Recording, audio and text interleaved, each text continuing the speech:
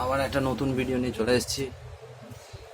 দেখা যাক বাচ্চা ফুটেছে নাকি, কতগুলো ডিম আছে এখন চেক করে এখানে।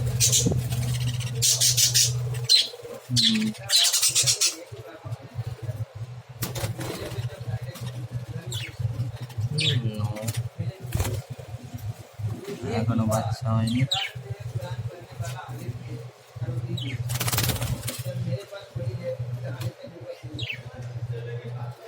না, বাচ্চা ফোটাতে পারিনি এখন। হ্যাঁ বল। এখনো বাচ্চা ফোটেনি না, ওইটাই হচ্ছে ব্যাপার।